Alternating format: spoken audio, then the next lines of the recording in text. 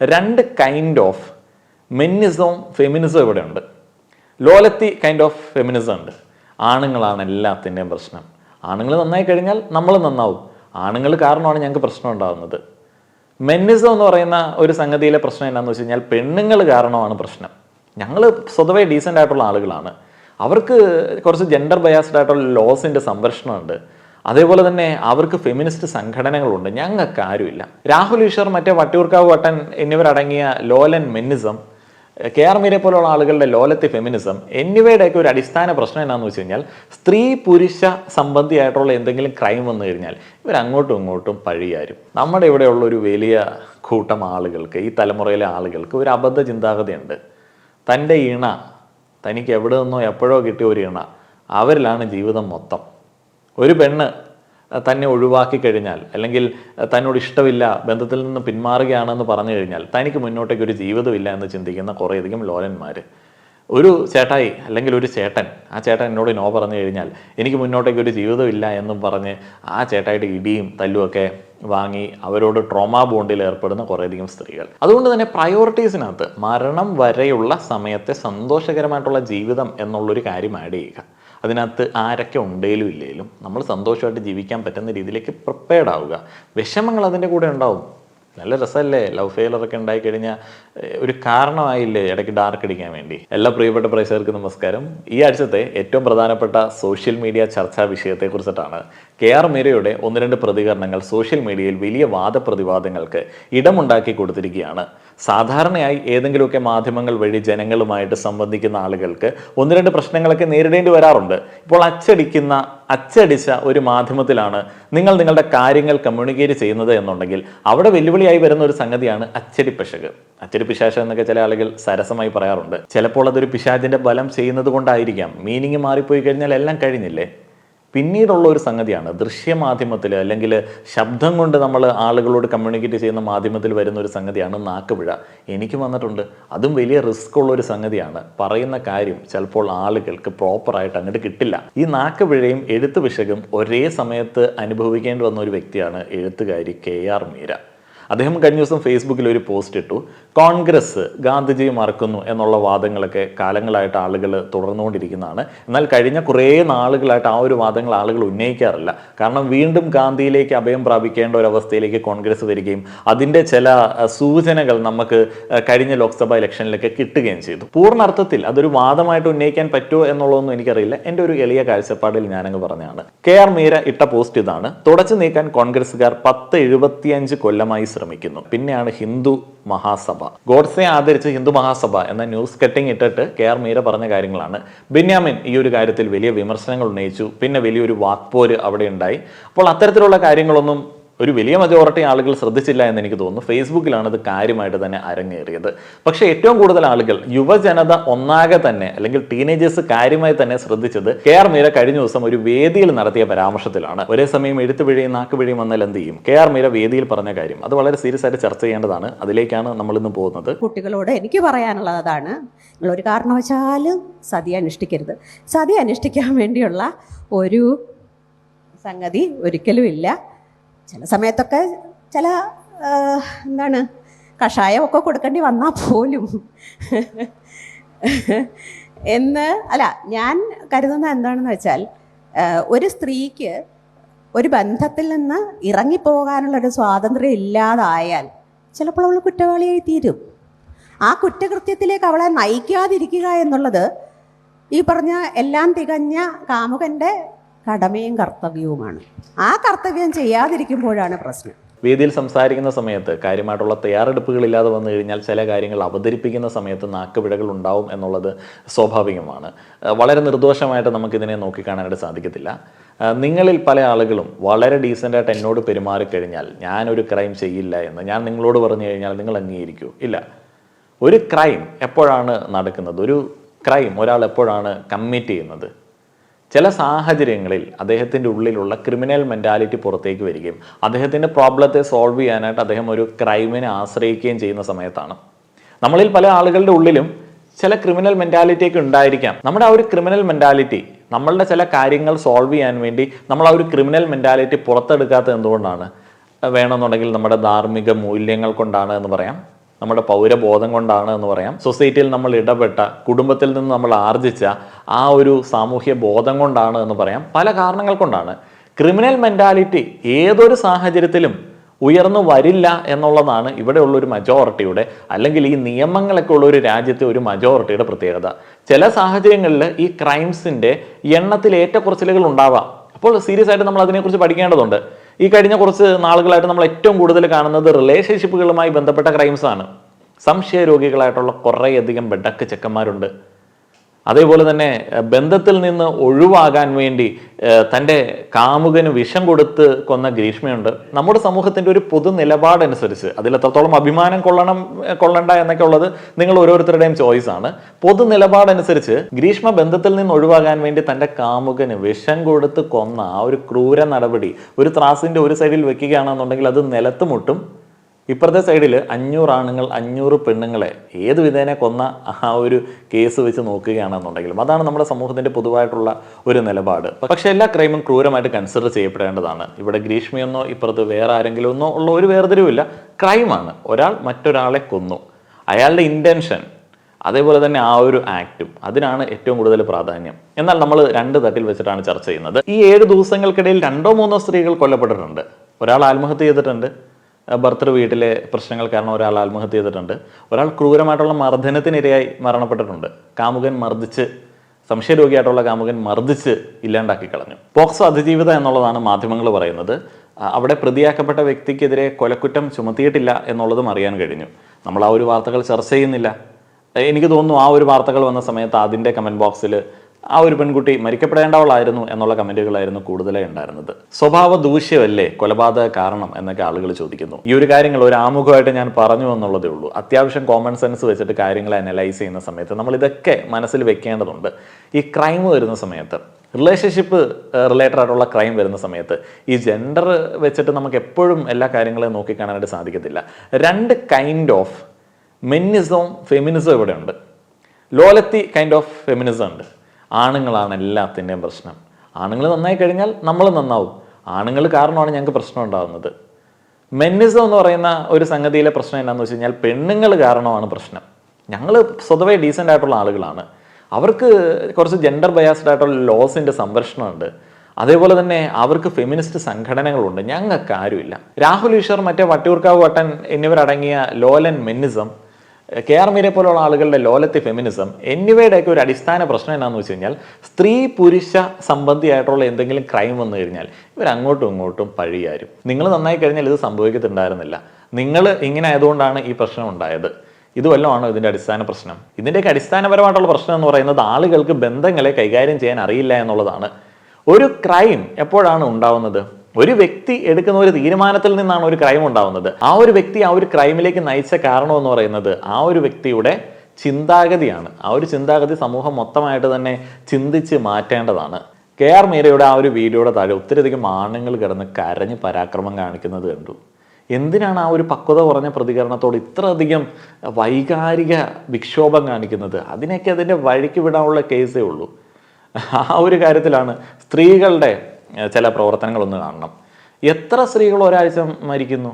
വട്ടിയൂർക്കാവ് അജിത്തിനെ പോലെയോ അല്ലെങ്കിൽ രാഹുൽ ഈശ്വറിനെ പോലെയോ ഏതെങ്കിലും സ്ത്രീകൾ ഏതെങ്കിലും ഫെമിനിസ്റ്റ് സംഘടനകൾ ഇടപെടുന്നുണ്ടോ? ഒരു മനസാക്ഷിയില്ലാത്ത സംഘടനകളാണ് സ്ത്രീകളുമായി ബന്ധപ്പെട്ടുള്ളത് എന്ന് നമുക്ക് തോന്നിപ്പോകും. സ്ത്രീപക്ഷ സംഘടനകൾ ഏതെങ്കിലുമൊക്കെ ഫോണിൻ്റെ അപ്പുറത്തിരുന്ന് ചില അഭിപ്രായങ്ങൾ പറയുമെന്നുള്ളതല്ലാതെ വഴിയിലിറങ്ങി വലിയ കാര്യമായിട്ടുള്ള സമര പ്രകടനങ്ങളൊന്നുമില്ല. ഇപ്പോൾ രാഹുൽ ഈശ്വറിനെയും വട്ടിയൂർക്കാവ് അജിത് കുമാറിനെയൊക്കെ ആണുങ്ങൾക്ക് വേണ്ടി ശബ്ദമുയർത്തുന്ന സ്ത്രീ വിമോചന പ്രസ്ഥാനങ്ങളെ വെച്ച് നോക്കുമ്പോൾ മിടുക്കർ എന്ന് പറയാൻ പറ്റുമോ? ഇല്ല. ഒരു ബോധമില്ലാത്ത വഴിയിലിറങ്ങി ബഹളം വെച്ചിട്ട് വല്ല കാര്യമുണ്ടോ? അതുമില്ല. അപ്പോൾ ഒന്ന് ആലോചിച്ച് നോക്കുക, പൊതുവായിട്ട് ഇവരുടെയൊക്കെ ആ ഒരു നിലപാടും അതേപോലെ തന്നെ ഇവരുടെയൊക്കെ ആ ഒരു പ്രവർത്തനം എന്താണ് എന്നുള്ളത്. ഗ്രീഷ്മ ഷാരോൺ കേസ്, ഷാരോണിൻ്റെ മർഡർ അതിവൈകാരികമായിട്ട് ഞാനടക്കമുള്ള പല മാധ്യമങ്ങളും പ്രസൻറ്റ് ചെയ്തു എന്നുണ്ടെങ്കിലും ഉള്ളിൽ പറയാനായിട്ട് ആഗ്രഹിക്കുന്ന, കോമൺ സെൻസ് കൊണ്ട് പറഞ്ഞു കൊടുക്കാൻ ആഗ്രഹിക്കുന്ന ഒരു കാര്യമുണ്ട്. ബന്ധങ്ങളിൽ നിന്ന് വിട്ടുപോവേണ്ട സമയമാവുമ്പോൾ എസ്കേപ്പ് ചെയ്യാനായിട്ടുള്ള ഒരു മിനിമം ബോധമെങ്കിലും ഒരു റിലേഷൻഷിപ്പിൽ സ്ത്രീയും പുരുഷനും ആർജിക്കേണ്ടതുണ്ട്. സ്ത്രീകളാണെങ്കിൽ ട്രോമ ബോണ്ടിങ്ങിൻ്റെ അങ്ങേയറ്റത്തെ ആൾക്കാരാണ്. കഴിഞ്ഞ ദിവസം മർദ്ദിച്ച് അവശയാക്കി ഒരു സ്ത്രീയെ കൊന്നു. പോക്സോ അതിജീവിതയാണ്.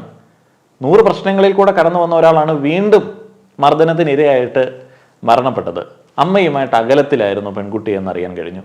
പക്ഷേ ഈ എന്നും അടി കൊടുക്കുന്ന സംശയരോഗിയായിട്ടുള്ള ചെറുപ്പക്കാരനെ വിട്ടുപോകാനായിട്ട് പറ്റുന്നുണ്ടായിരുന്നില്ല. ഇതേ കൈൻഡ് ഓഫ് സമീപനമാണ് ഗ്രീഷ്മ ഷരോൺ കേസിൽ നമുക്ക് കാണാൻ സാധിക്കുന്നത്.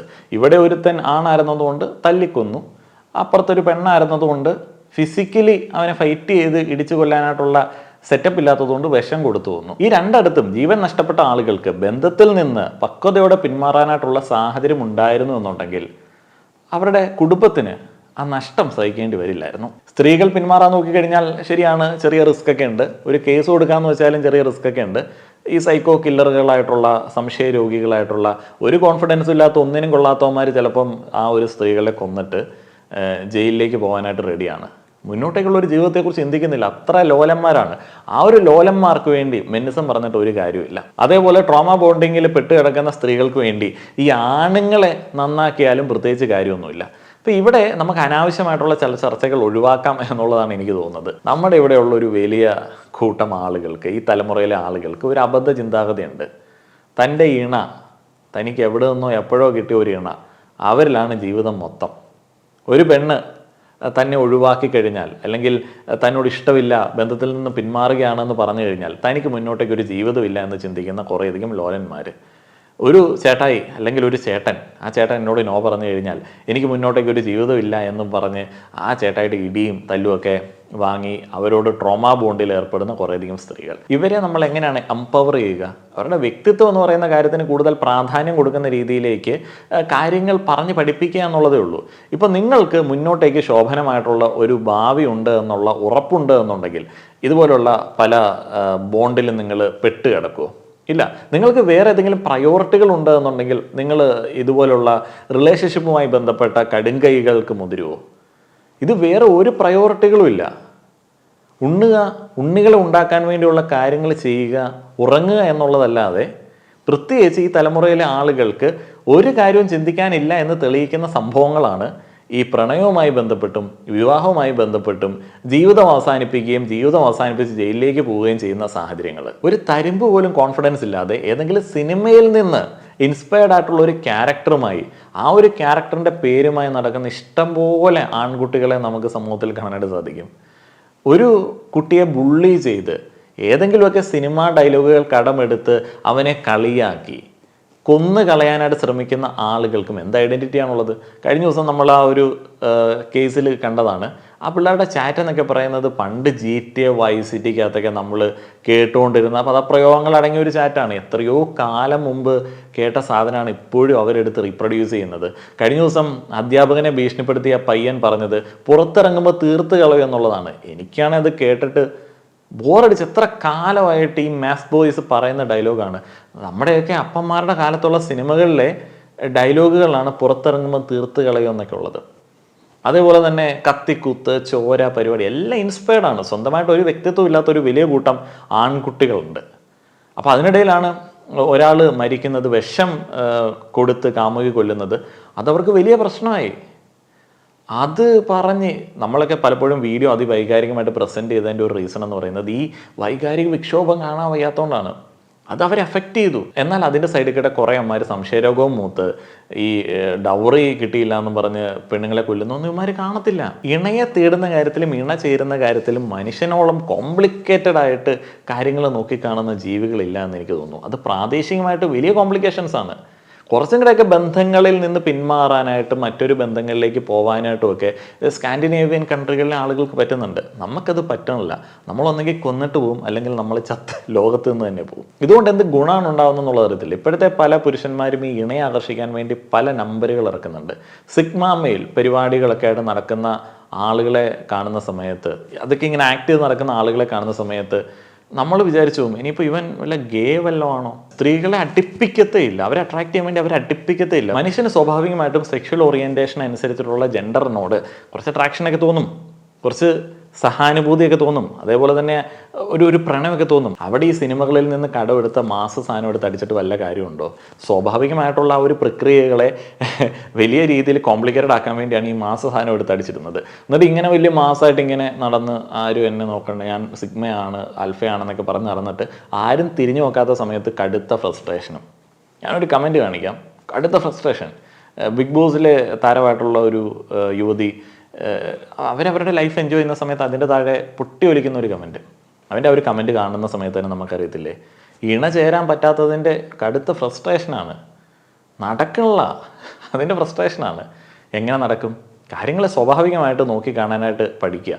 സംശയരോഗം, കുറേ ആമാർക്ക് സംശയരോഗമാണ്. സംശയരോഗമാണ് എന്നുണ്ടെങ്കിൽ, സംശയം ഉണ്ട് എന്നുണ്ടെങ്കിൽ അവരോടത് ഓപ്പണായിട്ട് പറയുക. എന്തിനാണിത് രോഗമായിട്ട് കൊണ്ടു നടക്കുന്നത്? നിങ്ങൾക്ക് വലിയ സംശയമാണെന്നുണ്ടെങ്കിൽ വിട്ട് കളയുക. നിങ്ങളുടെ പേഴ്സണാലിറ്റിയിൽ നിങ്ങൾക്ക് കോൺഫിഡൻസ് ഉണ്ട് എന്നുണ്ടെങ്കിൽ, നിങ്ങളൊരു വലിയ മാസ് ബോയ് ആണെന്ന് നിങ്ങൾക്ക് ഉറപ്പുണ്ടെന്നുണ്ടെങ്കിൽ, ഇഷ്ടംപോലെ വേറെ സ്ത്രീകൾ ഈ ലോകത്തില്ലേ? സ്ത്രീ പുരുഷനുവാദമൊക്കെ ഒന്ന് എടുത്ത് നോക്കുക. ഇപ്പം നേപ്പാളിലേക്കൊക്കെ പോയി കഴിഞ്ഞാൽ ഇഷ്ടംപോലെ സ്ത്രീകളുണ്ട്. അവരിങ്ങനെ ആഗ്രഹിച്ച് അവിടെ ഇരിക്കുക എന്നാണ് അറിയാൻ കഴിഞ്ഞത്. പക്ഷേ കോൺഫിഡൻസ് ഇല്ല. ഏതെങ്കിലും ഒരു പെങ്കൊച്ച് അറിയാതെ വന്ന് വീണുപോയി. ഇനിയിപ്പോൾ വേറെ ഒരാളെ കിട്ടാനായിട്ടുള്ള കോൺഫിഡൻസ് അവന് സ്വന്തമായിട്ടില്ല. അപ്പോൾ അവർ പോയി കഴിയുമ്പോഴത്തേന് അങ്ങ് തീരെയാണ്. ഇത്ര കോൺഫിഡൻസ് ഇല്ലാത്ത ഓളന്മാരെ കൊണ്ട് ഒരു രക്ഷയില്ല. കുറേ അമ്മമാർ വന്നിട്ട് പറയും, പെൺകുട്ടികൾ കൊല്ലപ്പെടുന്ന, ആത്മഹത്യ ചെയ്യുന്ന വാർത്തകളുടെ അടി വന്നിട്ട് പറയും, ഞങ്ങളൊക്കെ ഇവിടെ ഉണ്ടായിരുന്നല്ലോ, ഗവൺമെൻറ് ജോലിക്കാരനെ നോക്കിപ്പോയതാണ്. ഇവന്മാരെ വിശ്വസിക്കാൻ പറ്റുമോ? ഇങ്ങനെ കമൻറ്റ് ഇടുന്നവന്മാരുടെ മെൻറ്റാലിറ്റി ഒന്ന് ആലോചിച്ച് നോക്കുക. അമ്മമാരെ അടുപ്പിക്കാൻ പറ്റുമോ? അമ്മമാർ നാളെ ഇതേ രീതിയിൽ തന്നെ ചിന്തിക്കാനായിട്ടുള്ള സാധ്യതകളുണ്ട്. സൗന്ദര്യം എന്ന് പറയുന്ന ഒരു കാര്യം, സൗന്ദര്യം ഉള്ളതുകൊണ്ടാണ് പല ആളുകൾക്കും ഇണയെ കിട്ടുന്നത്. സൗന്ദര്യം ഇല്ലെങ്കിൽ ഒരു കാര്യമില്ല, പേഴ്സണാലിറ്റിയാണ്. നമ്മുടെ നാട്ടിൽ ഏറ്റവും പെട്ടെന്ന് പ്രണയം സെറ്റാവാൻ വേണ്ടി പണ്ടൊക്കെ ആളുകൾ എടുത്തുകൊണ്ടിരുന്നൊരു ജോലിയാണ് ബസ്സിലെ കിളിയായിട്ട് പോവുക, ബസ്സിലെ ഡോറിൻ്റെ അവിടെ നിൽക്കുന്ന ആളായിട്ട് പോവുക. അവർക്കൊക്കെ എത്ര പെട്ടെന്ന് ലൈൻ സെറ്റായിരുന്നു. അതൊക്കെ ഓരോ കാലഘട്ടത്തിൻ്റെ ചില പ്രത്യേകതകളാണ്. ആ ഒരു വലിയ ബസ്സിനെ മണിയടിച്ച് നിയന്ത്രിച്ചുകൊണ്ട് പോകുന്ന ആ ഒരു ചേട്ടൻ്റെ ആ ഒരു പേഴ്സണാലിറ്റിയിലാണ് അന്ന് കുറച്ച് പെൺകുട്ടികളൊക്കെ വീണ് പോയിക്കൊണ്ടിരുന്നത്. പേഴ്സണാലിറ്റി വലിയൊരു ഫാക്ടർ തന്നെയാണ്. നല്ല ഭംഗിയായിട്ട് ഓട്ടോ ഓടിക്കാൻ പറ്റുന്ന ചേട്ടനും, നല്ല ചിരിക്കുന്ന ചേട്ടനും, ബസ് ഇങ്ങനെ യൂട്ടേണൊക്കെ കറക്കി എടുക്കുന്ന 360 അടിക്കുന്ന ചേട്ടനുമൊക്കെ ഭയങ്കരമായിട്ടുള്ള അക്സെപ്റ്റൻസ് ഉണ്ട്. അന്നുകൊണ്ട് ഇന്നുണ്ട്. ജോലിക്ക് എന്തെങ്കിലും പ്രാധാന്യമുണ്ടോ? ഇല്ല. ഇവിടെയൊക്കെ ബെനിഫിഷ്യലായിട്ട് വരുന്ന എന്താണ്? ഔട്ട്ലുക്കാണ്. നിങ്ങൾ എങ്ങനെ പ്രസൻറ്റ് ചെയ്യുന്നു എന്നുള്ളതാണ്. ഒരു വലിയ ബസ്സിനെ മണിയടിച്ചാണ് മുന്നോട്ടേക്ക് കൊണ്ടുപോകുന്നത് എന്ന് ഔട്ട്ലുക്ക് ഇടുന്ന ചേട്ടന്മാരിൽ അട്രാക്റ്റഡ് ആയിട്ടുള്ള ചേച്ചിമാരുണ്ടായിരുന്നു. ഇന്നത്തെ കാലത്ത് അട്രാക്റ്റഡ് ആവുന്ന കാര്യത്തിൽ ഇങ്ങനെ ജെൻഡർ വേർതിരിവൊന്നും പറയാൻ പറ്റത്തില്ല കേട്ടോ. നിങ്ങൾ ആൽഫ മെയിൽ സ്റ്റാറ്റസ് ഒക്കെ ഇടുന്ന ഒരാളാണ്, നിങ്ങൾ സ്ത്രീകളെ അടുപ്പിക്കാത്ത ഒരു സിഗ്മയാണ്. അങ്ങനെയുള്ള സ്റ്റാറ്റസ് ഒക്കെ ഇട്ട് നിങ്ങളിങ്ങനെ ഒരു വലിയ മാസ് ബോയ് ആയിട്ട് മനസ്സിലേക്ക് പെരുപ്പിച്ച് ഫോട്ടോ ഇങ്ങനെ ഡെയിലി അപ്ലോഡ് ചെയ്യുന്ന സമയത്ത് നിങ്ങളെപ്പോലെ തന്നെ ഉള്ളൊരു ചെറുപ്പക്കാരന്, ഗേ ആയിട്ടുള്ളൊരു ചെറുപ്പക്കാരന് നിങ്ങളോട് അട്രാക്ഷൻ തോന്നാം. അവിടെയും വർക്കാവുന്ന എന്താണ്? നിങ്ങളുടെ ഔട്ട്ലുക്കാണ്. നിങ്ങളുടെ സ്ത്രീകളെ ഇഷ്ടമില്ലാത്ത ആ ഒരു സ്വഭാവം. പക്ഷേ ഉള്ളിൽ ചിലപ്പോൾ നിങ്ങൾ അതിലോലനായിരിക്കാം. സ്ത്രീകളെ അട്രാക്ട് ചെയ്യാൻ വേണ്ടിയുള്ള നിങ്ങളുടെ പാളിപ്പോയ നമ്പറായിരിക്കാം. പിണയെ ആകർഷിക്കാനായിട്ട് പലവിധ മാർഗങ്ങളുണ്ട്. അപ്പം കരഞ്ഞുകൊണ്ട് എവിടെയെങ്കിലുമൊക്കെ മാറി നിന്ന് കഴിഞ്ഞാൽ, ഈ പരാതി പറഞ്ഞു കഴിഞ്ഞാൽ, ഈ രാഹുൽ ഈശ്വറും വട്ടിയൂർക്കാവ് അജിത്തും വന്നിട്ട് എല്ലാ സ്ത്രീകളെയും മാറ്റിയിട്ട് നമുക്ക് ഈ സ്വാഭാവികമായിട്ടുള്ള ഇണചേരൽ പ്രക്രിയ നടത്തിക്കൊണ്ട് പോകാമെന്ന് വിചാരിച്ചു കഴിഞ്ഞാൽ നടക്കില്ല. ജെൻഡർ ബയാസ്ഡ് ലോ ഒക്കെ എടുത്ത് മാറ്റി കഴിഞ്ഞാൽ ഞാൻ വളരെ കോൺഫിഡൻ്റ് ആയിട്ടൊരു ബന്ധത്തിലേക്ക് പോകത്തുള്ളൂ, ഒരു പെൺകുട്ടിയുമായി അടുത്ത് ഇടപഴകത്തുള്ളൂ എന്ന് വിചാരിച്ചിട്ട് കാര്യമില്ല. പൊതുവെയൊക്കെ പണ്ടൊക്കെ ആണുങ്ങൾ റിസ്ക് എടുക്കാനായിട്ട് റെഡി ആയിട്ടുള്ള ആളുകളായിരുന്നു. അപ്പോൾ അങ്ങനെ ഒരു റിസ്ക് ആയിട്ട് കണ്ടാൽ മതി ഒരു റിലേഷൻഷിപ്പ് എന്ന് പറയുന്നത്. പറ്റത്തില്ലെങ്കിൽ ഇറങ്ങി പോവുക. പറ്റത്തില്ല, നിങ്ങൾക്ക് സംശയമാണ്, സംശയ രോഗമാണെങ്കിൽ പിന്നെ എല്ലാവരോടും സംശയ രോഗമായിരിക്കും. സംശയമാണ്, സ്നേഹം കിട്ടുന്നില്ലെന്നുള്ള സംശയമാണെന്നുണ്ടെങ്കിൽ ഇറങ്ങി പോവുക, വേറെ കിട്ടുന്നിടത്തോട്ട് പൊക്കോളുക. ആരെയും ബുദ്ധിമുട്ടിക്കരുത്. നിങ്ങൾ പോകുന്നത് കൊണ്ട് ആർക്കും ഒരു നഷ്ടമില്ല. നിങ്ങൾ എക്സിസ്റ്റ് ചെയ്യുന്നതാണ് പല ആളുകൾക്കും വലിയ പ്രശ്നം ഉണ്ടാകുന്നത്. നിങ്ങൾ എക്സിസ്റ്റ് ചെയ്ത് അവരുടെ ജീവിതം ദുസ്സഹമാക്കുകയാണ്, അവരെ കൊല്ലുകയാണ് എന്നുണ്ടെങ്കിൽ അതൊരു വലിയ പ്രശ്നമാണ്. നിങ്ങൾ ബന്ധം അവസാനിപ്പിച്ച് ആരുടെ കൂടെ പ്രത്യേകിച്ച് ഈ ലോകത്തിലൊന്നും സംഭവിക്കാൻ പോകുന്നില്ല. ഡിവോഴ്സ് റേറ്റ് കൂടി പറയുന്നവന്മാരങ്ങ് പറഞ്ഞുകൊണ്ടിരിക്കട്ടെ. ഈ വയലൻസ് കാണണ്ടല്ലോടെ, ഈ വയലൻസ് കാണണ്ടല്ലോ. ബാക്കിയുള്ള ആളുകളുടെ കയ്യടി നേടാൻ വേണ്ടിയും മാതൃകാ കുടുംബം ഉണ്ടാക്കണമെന്നുള്ള പിടിവാശിക്ക് വേണ്ടിയും നല്ല ഒരാളാക്കി മാറ്റിയെടുത്ത് മറ്റേ പാർട്ട്ണർഷിപ്പൊക്കെ മുന്നോട്ട് കൊണ്ടുപോകാൻ വേണ്ടിയുള്ള ഹെവി സ്ട്രെസ് ഒന്നും എടുക്കേണ്ട ആവശ്യമില്ല. വർക്കായാലേ വിട്ട് കളയുക. ആരെയും കണക്കേൽപ്പിക്കേണ്ട ആവശ്യമൊന്നുമില്ല. വർക്കായാലേ വിട്ട് കളയുക. അത് പ്രണയമാണെന്നുണ്ടെങ്കിലും വൈവാഹിക ജീവിതമാണെങ്കിലും പരസ്പരം ഉപദ്രവിക്കാതെ വിട്ട് കളയുക. ഈ ചോര ചിന്തുന്ന പരിപാടി ഒഴിവാക്കുക. ചോര ചിന്തുന്നതിനകത്ത് ഒരു മാസമില്ല. സംശയരോഗിയായിട്ടുള്ള നിങ്ങളുടെ കാമുകയെ കുത്തിക്കൊന്നു. കേൾക്കുന്ന ആളുകൾക്ക് പ്രത്യേകിച്ച് ഒന്നും തോന്നില്ല. ബന്ധത്തിൽ നിന്ന് പിന്മാറാൻ വേണ്ടി നിങ്ങളുടെ കാമുകനെ നിങ്ങൾ വിഷം കൊടുത്തു വന്നു.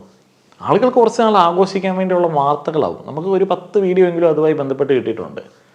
പക്ഷേ പോണത് വീട്ടുകാർക്കാണ്. അതുകൊണ്ട് തന്നെ പ്രയോറിറ്റീസിനകത്ത് മരണം വരെയുള്ള സമയത്തെ സന്തോഷകരമായിട്ടുള്ള ജീവിതം എന്നുള്ളൊരു കാര്യം ആഡ് ചെയ്യുക. അതിനകത്ത് ആരൊക്കെ ഉണ്ടേലും ഇല്ലേലും നമ്മൾ സന്തോഷമായിട്ട് ജീവിക്കാൻ പറ്റുന്ന രീതിയിലേക്ക് പ്രിപ്പയർഡ് ആവുക.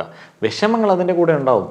നല്ല രസമല്ലേ ലവ് ഫെയിലറൊക്കെ ഉണ്ടായിക്കഴിഞ്ഞാൽ ഒരു കാരണമായില്ലേ ഇടയ്ക്ക് ഡാർക്ക് അടിക്കാൻ വേണ്ടി. അതേപോലെ ഇടയ്ക്ക് ഓർത്ത് വിഷമിക്കാനും മറ്റൊരു ബന്ധത്തിൽ നല്ല രീതിയിൽ പെരുമാറാനായിട്ടുള്ള പാഠമായിട്ടൊക്കെ എടുക്കാം. അതേപോലെ ഒന്ന് ആലോചിച്ച് നോക്കിയേ, ഇതുവരെ ഒരു പെൺകൊച്ച് പോലും തിരിഞ്ഞു നോക്കാത്ത, ഇതുവരെ ഒരു ചെറുക്കം പോലും തിരിഞ്ഞു നോക്കാത്ത ആളുകളുടെ വിഷമം. ഇത്ര കാലമെങ്കിലും കുറച്ച് നാളെങ്കിലും ഒരാൾ നിങ്ങളുടെ കൂടെ ഉണ്ട് എന്നുള്ളത് വലിയ ഒരു അഡ്വാൻറ്റേജ് ആയിട്ട്, വലിയൊരു ഗിഫ്റ്റായിട്ടൊക്കെ കൺസിഡർ ചെയ്യുക. ആരെങ്കിലുമൊക്കെ ബന്ധത്തിൽ നിന്ന് പോകുന്ന സമയത്ത് ഇപ്പോൾ പല ആളുകൾക്കും ഒന്ന് സെറ്റാവണില്ല. അതൊക്കെ ഓർത്തിട്ട് അവരോട് പറയുക, ഇത്ര കാലം എൻ്റെ കൂടെ ഒരു റിലേഷൻഷിപ്പിൽ പങ്കുകൊണ്ടതിന് എല്ലാവിധ നന്ദിയും. വേറെ ആരെങ്കിലും കിട്ടുമോ നോക്കുക. ഇവിടെയുള്ള പല ആളുകളും, അത് ആണുങ്ങളും പെണ്ണുങ്ങളാണെങ്കിലും, അർഹിക്കുന്നില്ല ഇണയെ. ആ ഒരു സമയത്ത് ചെറിയ കാലത്തേക്കാണെങ്കിലും ഒരു പ്രണയം കിട്ടുകയാണെന്നുണ്ടെങ്കിൽ വളരെ സന്തോഷമായിട്ട് അത് ആസ്വദിക്കുക. അതിൽ നിന്ന് മാറേണ്ട സമയത്ത് മാറുക. ഇതൊക്കെയാണ് എനിക്ക് പറയാനുള്ളത്. ഇതിൽ കൂടുതലൊക്കെ എന്ത് പറയാനാണ്? നിങ്ങളുടെ അഭിപ്രായങ്ങൾ പറയുക. നന്ദി.